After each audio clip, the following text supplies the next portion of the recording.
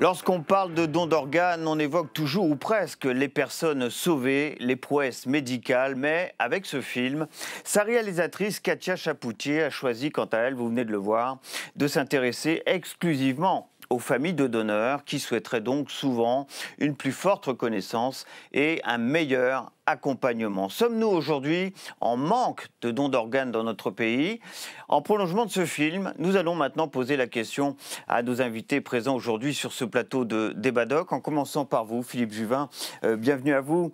Vous êtes député LR des Hauts-de-Seine et par ailleurs professeur de médecine, médecin anesthésiste réanimateur et toujours chef des urgences de l'hôpital Pompidou. Marine Jantet est également avec nous. Bonjour. Bienvenue à vous. Vous êtes médecin, vous aussi, et directrice générale de l'agence de biomédecine, dont il a été évidemment beaucoup question dans le film que nous venons de voir. Et puis enfin avec nous, Emmanuel Morelon. Bienvenue à vous. Vous êtes professeur de médecine, chef du service de transplantation, néphrologie et immunologie clinique à l'hôpital Édouard Herriot, c'est à Lyon. Oui. Et vous avez récemment participé à la toute première greffe simultanée d'un rein et de cellules du pancréas. C'était tout récemment, hein, cette intervention. C'était le 4 août 2024. Oui. Alors c'est une première. C'est une première en France, c'est une première en organisation, c'est une première surtout pour les patients, parce que ça offre un nouveau type de traitement pour les gens qui ont un diabète de type 1, qui sont greffés du rein et à qui on donne en plus des îlots de Langerhans, plutôt qu'un pancréas entier. Et donc on fait tout dans le même temps, à 2 jours près. Et donc ça leur permet d'emblée de sortir de la dialyse et en plus d'avoir moins d'insuline et un diabète mieux contrôlé en un temps d'intervention. Donc c'est pas une prouesse, mais c'est bien pour les malades. Et c'est aussi beaucoup d'espoir. Pour des patients qui pourraient être amenés à subir la même intervention, j'imagine, dans les mois et les années qui viennent. Quelques mots, quelques chiffres, peut-être, concernant ces fameux dons d'organes en France, après ce documentaire. Tout d'abord, tous les Français sont des donneurs présumés d'organes, il est bon de le rappeler, et ce depuis la loi Caillavet, 1976. Tous ces dons sont anonymes, anonymat garanti, tous ces dons sont gratuits. Voilà, ça ce sont les données de base. Quelques chiffres issus d'ailleurs de votre agence, l'agence de la biomédecine pour commencer. 80% des Français sont favorables au don de leurs propres organes après leur mort. Moins de 1% des Français sont inscrits au registre national des refus. Et puis d'autres chiffres qui peuvent peut-être apparaître un peu contradictoires avec les précédents. Il s'agit du taux d'opposition rapporté par les proches en 2024, 36,4% en France, en moyenne, et puis 53,5% en Île-de-France. Ce sont les Bretons qui sont les plus donneurs, si on peut dire les choses comme ça, avec 21% quant à eux. Mais en Île-de-France, c'est là que finalement on accepte de donner le moins. Peut-être un premier commentaire sur ces chiffres, après avoir vu ce documentaire. Philippe Juvin, comment est-ce qu'on explique que lorsqu'on sonde les Français, on est plutôt partant pour donner ses organes? Et d'ailleurs, nous sommes tous des donneurs présumés, mais quand on rentre dans le détail, c'est pas aussi simple que ça. Oui, peut-être aussi qu'on ne compare pas tout à fait les mêmes chiffres, parce que les 80% de gens qui disent être d'accord, donc les 20% qui disent n'être pas d'accord, ce sont les gens qui sont concernés pour leurs propres organes. Le taux de refus, c'est le taux de refus qui est exprimé par les familles après le décès. Et c'est peut-être là qu'il y a une discussion, c'est que les familles, souvent, enfin parfois, mais ça vous le direz, nous le dirons lors du débat, ne sont pas au courant de ce que souhaitait réellement le patient. Et donc, tout l'enjeu, c'est de pouvoir en discuter avant pour savoir réellement quoi dire, parce que j'imagine qu'au moment où arrive le décès, grande brutalité forcément, une rupture dans la vie, c'est probablement très difficile d'essayer de comprendre à ce moment-là ce que voulait son défunt. Donc il faut en parler avant. Il faut en parler avant, c'est la règle, c'est la clé hein, finalement, ce manque de dialogue peut-être au sein des familles sur un sujet délicat, on ne peut plus délicat bien entendu, mais au moment où il s'agit de prendre la décision, alors, c'est compliqué. C'est sûr que c'est un sujet délicat et en même temps c'est un sujet qui traite de la vie parce qu'en fait la mort ne prévient pas. C'est vrai que comme le disait Philippe Juvin, en général on est face à des accidents très brutaux, donc les familles sont sidérées, sont sous le choc et c'est vrai que pour ces patients qui pourraient exercer ce droit à donner, parce que c'est aussi un droit que les gens ont, il faut réagir assez vite. Donc c'est assez compliqué pour les familles. Elles sont accompagnées, on va y revenir. Évidemment, il y a toute une équipe spécialisée qui ont des échanges avec eux pour essayer d'être sûr qu'elles expriment en fait la volonté du défunt, parce qu'elles s'expriment pour le compte du défunt. Mais c'est pour ça que nous, on communique beaucoup sur le fait de devoir plutôt en parler avant, au calme, tranquillement. Et c'est pas parler de la mort, c'est aussi parler de la vie, parce que c'est cet acte de générosité avec lequel la très grande majorité des Français sont d'accord.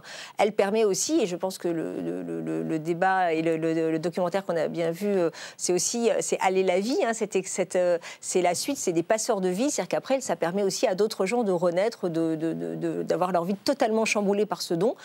Donc c'est aussi important d'en parler, pas de manière négative, c'est pas évoquer uniquement la mort, c'est évoquer aussi la vie et la renaissance. Donner un organe, c'est sauver des vies, c'est tout sauver simplement. entre 6 et 7 vies potentiellement. Quand vous acceptez de donner vos organes, après votre mort, vous pouvez sauver entre 6 et 7 personnes. Comment vous expliquez, malgré tout, ces taux de refus, notamment en Ile-de-France, où là, on est à une personne sur deux dans l'entourage des personnes décédées ou des personnes à qui on peut extraire un organe, qui refusent extraire, tous les mots, ça peut faire peur aux gens. Non, c'est vraiment un don parce que c'est vrai que comment on l'explique justement, il y a beaucoup d'idées reçues. On commence des études sociologiques pour comprendre aussi. Il y a toujours eu des disparités régionales, comme vous le disiez. Dans l'ouest de la France, on donne plus facilement que dans l'est. Après, nous, on a des statistiques par hôpital. Les gens, ils peuvent venir de loin. Vous n'habitez pas autour de l'hôpital. Donc c'est pour ça qu'il faut qu'on travaille ce sujet-là. Je me suis demandé s'il n'y avait pas essentiellement des raisons religieuses. Alors, il y a plusieurs raisons. Même si les trois principales religions monothéistes ne sont pas contre, mais il y a beaucoup d'inquiétudes des familles. Il faut en tout cas rassurer les familles, et c'est pour ça qu'on va travailler aussi avec les obédiences religieuses, nous, et c'est déjà lancé, pour qu'ils se rapprochent aussi de leurs représentants religieux, parce que c'est eux qui ont la légitimité pour en parler. Ils ont toujours peur que ce ne soit pas compatible avec les rites religieux. Ces responsables religieux nous disent que c'est compatible, mais c'est mieux quand c'est dit par les responsables eux-mêmes. Il y a aussi des idées reçues sur l'âge. Les gens pensent que quand on est âgé, on ne peut pas donner ses organes. C'est faux. Il y a des idées reçues aussi sur à qui ça va servir. Parce que, comme vous l'avez dit, le don, il est anonyme. Mais donc, les gens ont toujours peur qu'il y ait des préférences, des gens qui soient privilégiés dans la liste d'attente. Et ça, alors là, je peux le dire parce que c'est vraiment l'agence que je dirige qui s'en occupe et qui en est garant, c'est de préserver une équité de traitement face aux personnes à qui on va attribuer ces organes. On ne les attribue que sur des critères purement médicaux, de priorisation médicale, et c'est au niveau national, donc il y a aussi une solidarité nationale qui est assez extraordinaire. Et donc nous sommes tous égaux face aux dons d'organes. Voilà, notre par pays, rapport à c'est le message que vous voulez faire passer. Exactement, c'est les gens qui ont le plus besoin qui vont les avoir en priorité, et c'est pas les plus riches, les plus... Voilà. Et donc je pense que ça, c'est aussi des idées reçues sur lesquelles il faut lutter pour rassurer nos concitoyens, et parfois qui peut expliquer aussi, vous savez, cette défiance qu'il y a aussi sur certains sujets. Et puis, dernier point qui est important, c'est la culture du don à l'hôpital. Il faut aussi qu'en Ile-de-France, on a besoin aussi de travailler plus avec les soignants pour qu'ils fassent la promotion de ce don aussi auprès des familles, et ce sera un de nos axes. On va y revenir. J'ai cru voir aussi que les familles les plus défavorisées, les couches les plus défavorisées, ont les taux de refus les plus forts, c'est vrai ? Voilà, et c'est ça qui nous... On voit qu'en Ile-de-France, c'est là où il y a aussi des très grosses inégalités sociales. On a les mêmes taux dans les quartiers nord de Marseille, on a les mêmes taux dans certains... Voilà, donc c'est sans doute un sujet d'inégalité sociale de santé aussi, et sur lequel il faut qu'on travaille pour rassurer ces patients en leur disant, et les familles en disant, vous savez, vous aussi, vous pouvez avoir besoin de dons, et vous serez aussi priorisés. Vous souhaitez rajouter quelque chose? Je vous donne la parole, bien sûr, juste après. Effectivement, la surreprésentation en milieu urbain très métropolitain de Île-de-France du refus. Camus disait « les villes sont des déserts d'hommes ». Et peut-être y a-t-il aussi, mais ça c'est aux sociologues de nous le dire, cette notion qu'on est un numéro et qu'on ne fait pas partie autant d'une communauté dans les villes dans les secteurs très métropolitains, et ce qui joue évidemment sur la volonté de donner. Puis il y a un deuxième élément, je fais forcément le parallèle avec des travaux de sociologie qui sont en train d'être publiés à partir des cahiers de doléances. Vous savez, les gilets jaunes, cahiers de doléances. Des sociologues regardent, et un des mots qui sort le plus, 6 Français sur 10 parlent, les mots clés, c'est privilège. Les Français sont persuadés qu'il y a des gens qui ont des privilèges. Et ça fait écho à ce que vous venez de dire. Manifestement, un certain nombre de gens se posent la question de savoir si les listes sont objectives, fiables. Et il faut vraiment le répéter. Hein. Tout ça est évidemment... la liste, il n'y a pas d'avantage. On ne peut pas mieux se placer sur la liste que ce que notre état clinique le mérite. Emmanuel Morelon, vous recevez les organes dans votre service. Et pour autant, est-ce que vous vous intéressez aux donneurs? Ou est-ce qu'il y a matière à cette... Ou est-ce que ceux qui sont receveurs, à un moment ou à un autre, s'intéressent réellement aux donneurs? Parce qu'il y a cette question de l'anonymat, bien entendu, qui est garantie concernant le don d'organes. Sur ce qu'on voit dans le film, c'est l'émotion intense lors de l'annonce du décès et ensuite du don. Mais sans don, il n'y a pas de greffe. C'est-à-dire que moi, mon métier, c'est de faire la greffe. Oui. Sans don, il n'y a pas de greffe. Oui. Nous, le don, on l'aperçoit quand on nous propose un greffon. Parce que quand on nous propose un greffon, on a des données sur le donneur. En fait, on se projette tout de suite. Vous dites un enfant, un adolescent. Et en fait, c'est difficile de se projeter. Vous pensez tout de suite à votre famille. Hein. Et en fait, ce que je trouve, c'est qu'il faut déculpabiliser. Il faut informer que, le don, il est pour tous les malades. Sur la liste des receveurs, ils sont tous égaux. C'est-à-dire que chez nous, qu'on soit immigré, riche, aristocrate, bourgeois, pauvre, on est tous inscrits. Parce que c'est pris en charge à 100% et qu'on n'en tient pas compte. Et donc tout le monde, tous les gens qui sont inscrits vont recevoir un greffon de toute la population qui donne. Il n'y a pas de privilège en transplantation. Et d'ailleurs, la transplantation ne se fait que dans le service public hospitalier, en partie peut-être pour ces raisons-là. Ça, c'est un point majeur. Le deuxième point, c'est que là où il faut déculpabiliser les familles de donneurs, c'est que c'est dur. C'est-à-dire qu'au moment où l'annonce se fait, la répartition des greffons, l'annonce d'une greffe, c'est dur. Et si vous n'avez pas préparé cette annonce, c'est dans la famille, vous n'avez pas discuté, c'est vos propres sentiments qui ressortent, et vous n'êtes pas d'accord entre vous. Et là, il y a des familles qui s'engueulent parce qu'ils ne sont pas d'accord, parce que la personne ne s'est pas prononcée. Et ça, c'est un enjeu majeur. Il y a très peu de temps, on n'a pas de temps de réfléchir pendant 2 semaines. Hein. On a quelques heures. Et donc, c'est pour ça que ce que dit Marianne Gentès, c'est majeur. Il faut informer tout le temps. Et on a beau faire des campagnes de dons qu'on voit, en fait, ça ne suffit jamais. Sur l'anonymat, cette question de l'anonymat, est-ce qu'une fois réceptionné l'organe, et après qu'il soit un peu rétabli, le receveur s'interroge sur celui ou celle qui a pu lui donner un organe? Alors ça, c'est une très bonne question que je trouve personnellement importante. Actuellement, il y a un anonymat, on n'a pas le droit de donner l'information sur le donneur, c'est comme ça. Tous les receveurs se posent la question. Et tous les receveurs se posent la question, forcément. D'ailleurs, il y en a qui donnent des prénoms à leur greffon, qui l'appellent un peu comme un doudou quelque part. C'est très particulier, pas tous. Et après, il y a beaucoup de non-dits, c'est-à-dire que beaucoup ne le disent pas forcément aux médecins, parce que le lien est différent d'autres personnes. Et après, il y a peut-être des sortes de dettes qui sont compliquées à gérer. Mais évidemment, il se pose la question. Et comme on n'a rien le droit de dire, on peut se demander si c'est bien de rien dire et jusqu'à où il faut dire. Et quand on dit peu, il y a du fantasme. Alors on fantasme le donneur. S'il y a trop d'informations, on peut aussi être brutaliste. Enfin, si vous avez quelqu'un qui vient de décéder d'un accident brutal, c'est peut-être difficile de recevoir son organe. Ne pas savoir, c'est pas forcément facile à gérer. Et je pense que c'est un débat, pour moi, qui n'est pas fini. Et à l'heure des réseaux sociaux, ces décisions de on ne donne pas d'informations, elles sont assez anciennes. Il est possible qu'à l'heure des réseaux sociaux, il faille le repenser, en tout cas le réévaluer, le rediscuter.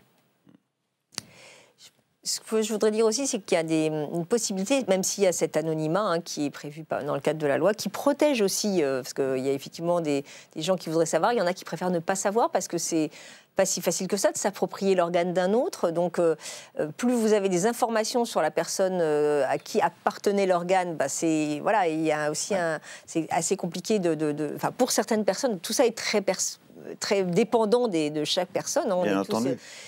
Donc c'est vrai que ça a quand même, dans la majorité des cas, il y a eu des études là-dessus qui montraient quand même que c'était plus protecteur de respecter cet anonymat. Mais pour autant, sachez que les receveurs peuvent écrire à l'agence de la biomédecine, peuvent avoir des nouvelles, peuvent écrire à leurs donneurs ou aux familles de donneurs. Donc nous, on est l'intermédiaire qui nous permet de garantir l'anonymat, mais on transmet, ça arrive, chaque année ça arrive de manière assez régulière, on transmet des lettres de receveurs pour les familles de donneurs. Et ça marche dans l'autre sens? Est-ce qu'il y a des donneurs qui demandent des nouvelles de Oui, exactement. des receveurs? Et on les donne, mais avec toujours voilà, ce sas d'anonymat.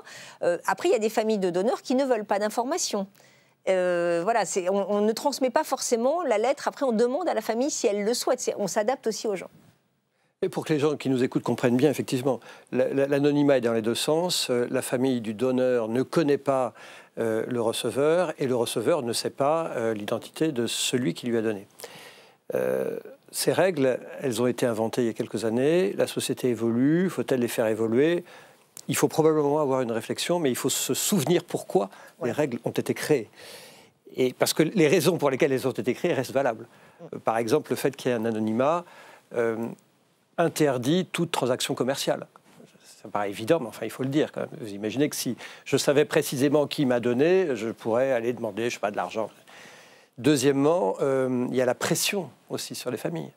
Mon fils vous a donné son rein, alors il faut que vous viviez comme lui. On pourrait imaginer des situations difficiles. D'ailleurs, les psychiatres s'intéressent, il y a des travaux qui sont publiés sur la psychologie et la psychiatrie après avoir donné, de la famille du donneur et après avoir reçu. Donc tout ça n'est pas neutre. Et c'est vrai que l'anonymat permet de gommer tout cela. Maintenant, comme vous le dites forcément, justement, dans le monde de réseaux sociaux, c'est très intéressant, je trouve, au Canada, cette cérémonie où on remet une médaille à la famille du donneur, moi je trouve que c'est très inspirant. Et ça montre que la société remercie. Moi je serais assez favorable qu'on réfléchisse à des choses comme ça. Mais j'en perçois les conséquences potentielles, bien entendu. Et alors on va y réfléchir parce que l'agence lance là un groupe de travail justement sur le suivi des familles de donneurs, parce qu'on fait des recommandations de bonnes pratiques, vous savez, sur toute la chaîne de la transplantation et du prélèvement. Et on a justement, c'est un de nos chantiers 2025, de travailler avec des familles de donneurs, des professionnels, voilà, on fait des groupes toujours très multidisciplinaires pour déjà faire l'état des lieux de tout ce qui est fait, parce qu'il y a beaucoup de coordinations qui font des choses, qui font des séances de reconnaissance aux donneurs chaque 22 juin, qui invitent toutes les familles. Après, il y a aussi des familles qui ne veulent pas du tout de la médaille. Donc je pense qu'on sera sans doute sur des choses, des propositions un peu d'outils, d'actions. Il ne faut surtout pas, à mon avis, l'imposer. Voilà, En tout cas, il faut que nous ayons des discussions. Et puis, pardon, il y a une des raisons également pour laquelle il faut que l'anonymat soit préservé, mais je parle sous votre contrôle, il y a des organes qui sont prélevés et qui ne peuvent pas être utilisés, ou pour lequel le receveur peut aussi mourir. Et voilà. Donc, vous imaginez la double mort de la famille du donneur qui se dit non seulement mon fils est mort, mais en même temps la personne qui a reçu est mort lui-même. Enfin, c'est minime, les organes qui sont prélevés. Oui. Ça c'est vraiment moins d'1%. Non, mais je le dis parce que c'est important de rassurer les gens qu'on ne prélève que des organes qui vont être greffés. Voilà, Emmanuel Morelon voulait rajouter quelque chose. Oui, c'est la dot. Il y a une association qui promeut le don d'organes. En général, c'est des gens qui sont impliqués parce qu'ils ont des histoires de receveurs. Et eux, ils plantent des arbres, par exemple. Et ça, je trouve que c'est un très beau message de planter un arbre pour le donneur. Parce que quand on plante plusieurs arbres, on fait une forêt. Et donc, c'est à la fois une image, mais c'est aussi quelque chose qu'on voit grandir. Et dans la suite, quand on greffe un organe, il grandit dans la personne, il vit avec. On voit vivre un arbre. Et je pense que c'est une très belle image de planter des arbres pour remercier du don. Et la dot le fait en France à différents endroits. Je pense que c'est bien ça. Et lorsqu'on donne un organe, on sauve des vies. On va passer à un extrait du film que nous venons de voir. C'est un père, une mère, qui ont pris la décision de donner leur accord pour un don d'organes concernant leur fils qui vient de décéder. Regardez. Nous, on a peut-être perdu notre joie de vivre. On essaye de la récupérer petit à petit. Mais il y a des gens qui l'ont retrouvé en 3 heures ou 5 heures d'opération. Dans une deuxième chance, quoi. Il a sauvé 3 personnes. Voilà. C'est con, mais c'est le côté positif à son départ. Enfin, c'est le seul côté positif que je vois, quoi, à son départ. Moi, cette petite lumière-là, ce petit truc, cette étincelle. Cette petite lumière, cette petite étincelle, c'est la continuité de la vie. Quelques chiffres, parce qu'on en arrive aux receveurs, cette fois plus précisément, qui, grâce à des greffes, vont pouvoir retrouver peut-être une nouvelle vie. 6034 greffes ont été réalisées en 2024, 17 greffes par jour en moyenne. J'imagine que c'est un chiffre qui ne cesse de progresser, vous allez sans doute nous en dire un mot. C'est en tout cas une progression de 7,1% par rapport à l'année précédente, l'année 2023. Les principales greffes en 2024, les greffes rénales sont sur la première place du podium, si l'on peut dire, suivi par les greffes hépatiques, les greffes cardiaques.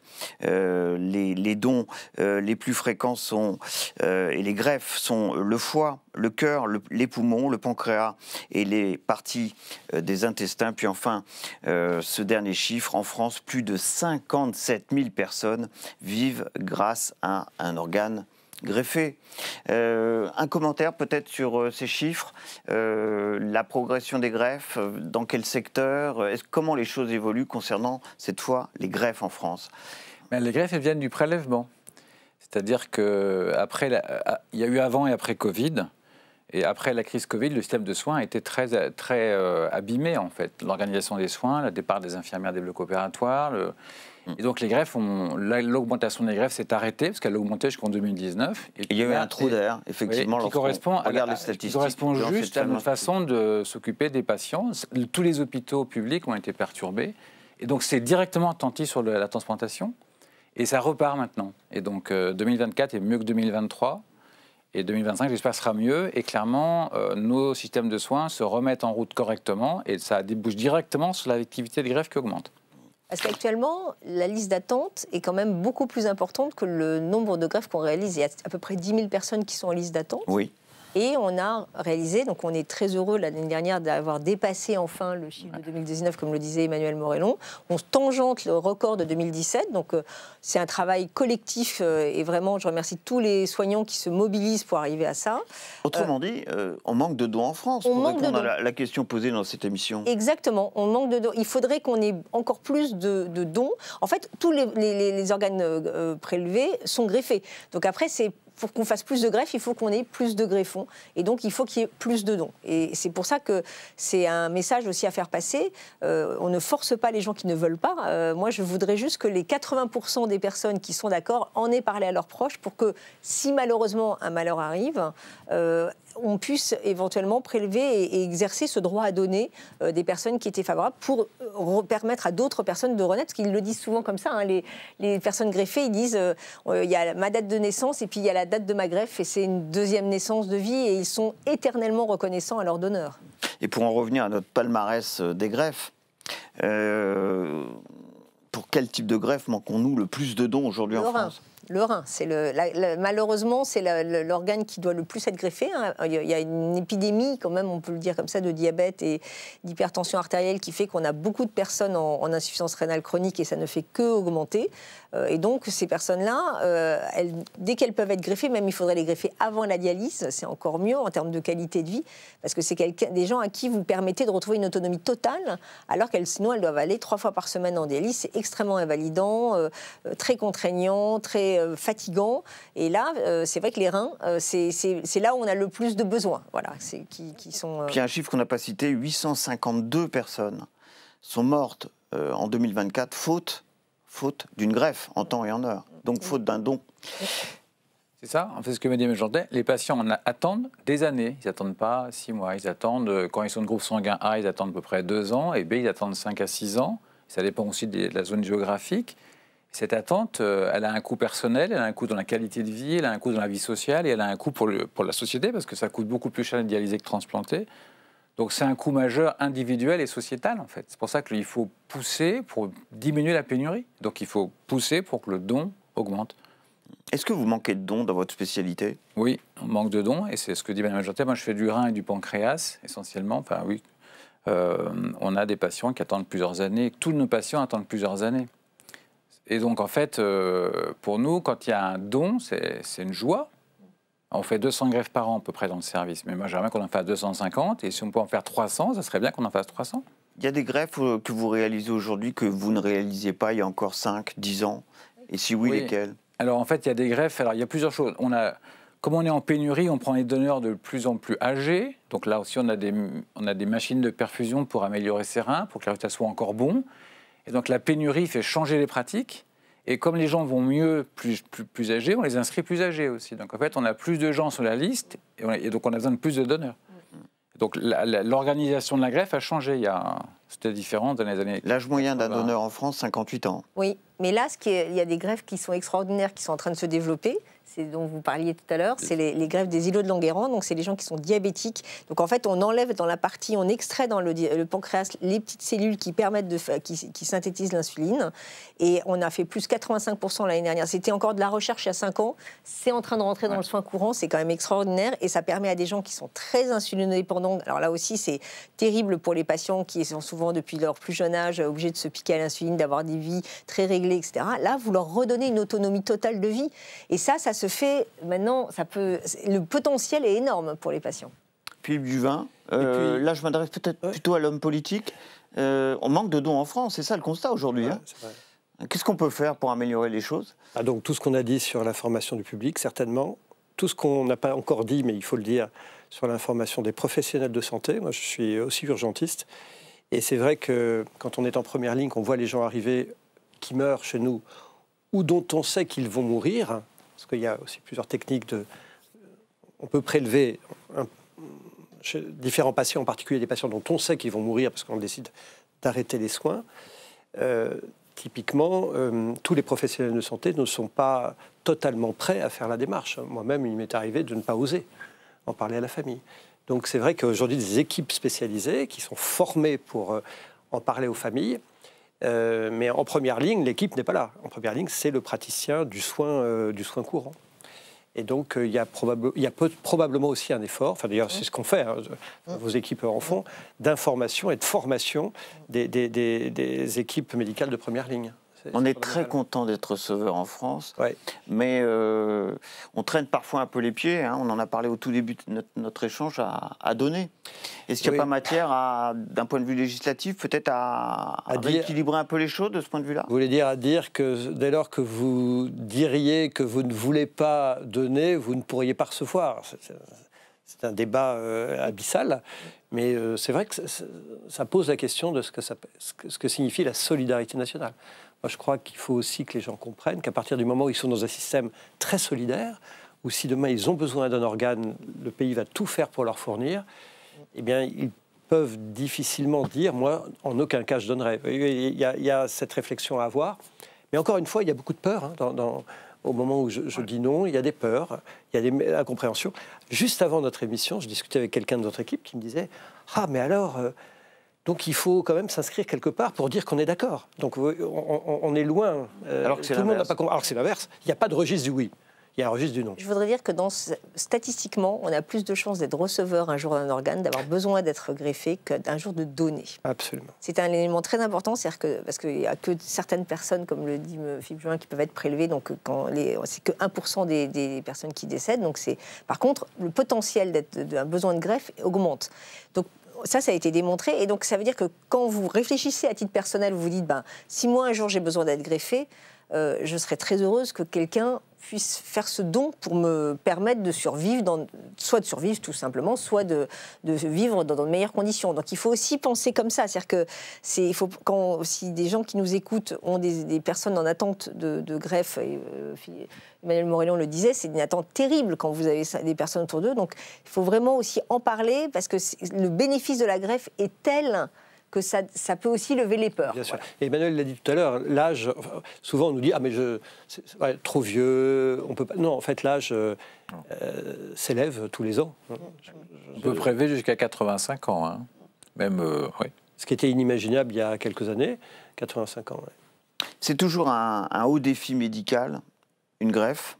Où il y a une forme de banalisation d'un certain nombre de greffes aujourd'hui en France, même si, évidemment, la médecine progresse et que, j'imagine, il y a toujours un défi, néanmoins, lorsqu'on parle d'une greffe aujourd'hui en France. C'est de la routine, au sens où on est organisé, mais il y a des échecs. Donc même si c'est de la routine, il y a des échecs. Il y a des pertes de greffons immédiats pour des problèmes chirurgicaux.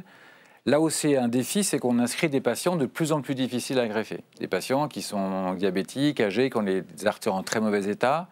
Et on va essayer de les greffer parce que sinon ils sont en dialyse. Et donc là, il y a une population jeune en attente, ce n'est pas un défi.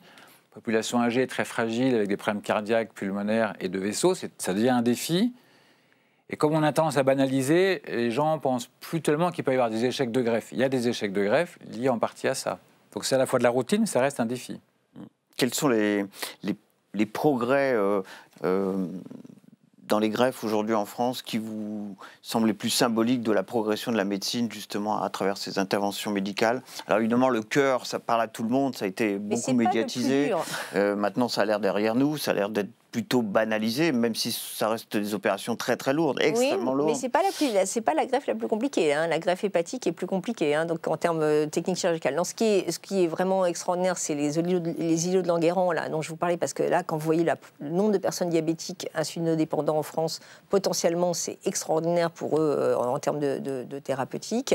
Après, il y a des greffes un peu expérimentales, vous savez, de la phase dont on parle des avant-bras. Donc ça, c'est encore des greffes qu'on dit exceptionnelles. Le visage, voilà, c'est la phase. Ouais, donc ça, c'est exceptionnel, mais ça reste, c'est pas la majorité, enfin, c'est pas là où il y a le plus de besoins, on va dire.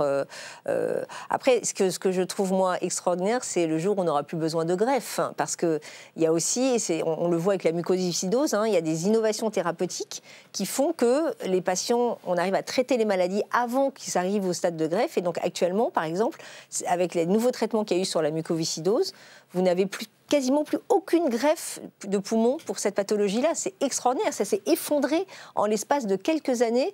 Et donc, c'est ce que je peux souhaiter de mieux pour les patients rénaux. Il y a des perspectives hein, pour les traitements de maladies rénales chroniques. Ce qu'on espère, c'est qu'avec les nouveaux traitements, on va ralentir l'évolution de la maladie et éviter que les patients arrivent au stade de greffe. Je pense que ce serait la plus belle innovation qu'on puisse avoir, c'est de ne plus avoir besoin de greffe. Oui, de la même manière, le traitement des maladies chroniques durant toute la vie, de l'hypertension artérielle, du diabète, tout ça va permettre de faire reculer. Et puis le progrès, parler du progrès, par définition, c'est parler de l'avenir. Et l'avenir, c'est aussi... j'ai vu qu'il y avait un travail en cours. La FDA avait lancé un essai clinique sur la greffe rénale à partir d'organes d'animaux, porcins. 6 patients, certes, avec des cochons qui auront été préalablement modifiés génétiquement pour éviter les rejets. Donc, tout est possible dans l'avenir. Mais aujourd'hui, la réponse, ça reste quand même de donner ces organes. Peut-être que demain, ça sera plus nécessaire. Mais aujourd'hui, ça reste absolument indispensable. Car, rappelons-le, nous manquons aujourd'hui de dons en France. Vous pourrez réagir à cette émission sur #DébatDoc. Nos invités seront là, bien sûr, pour répondre à vos questions, réagir à ce que seront vos réactions. Merci à Félicité Gavalda, Yacine Benaïssa, qui m'ont, comme à l'accoutumée, aidé à préparer cette émission. Je vous donne tout simplement rendez-vous pour un prochain DébatDoc. Ça sera bien entendu avec son documentaire et son débat. À très bientôt.